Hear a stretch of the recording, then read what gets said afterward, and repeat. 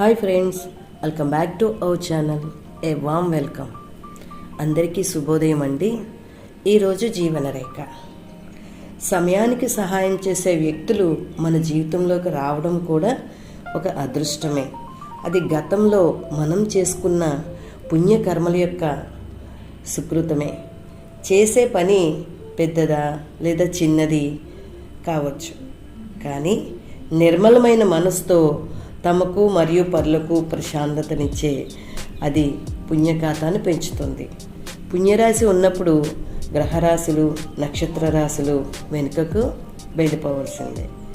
కనుక దోష నివారణకు పరుగులు పెట్టకుండా ఉన్న చోటే అందరినీ ప్రశాంతంగా సుఖంగా ఉంచే శ్రేష్ట కర్మలు ఆచరించినట్లయితే కాల కర్మ దోషాలను హరించేటటువంటి పరమాత్మ మనకి సుఖాన్ని ఇస్తాడు, సంతోషాన్ని ఇస్తాడు.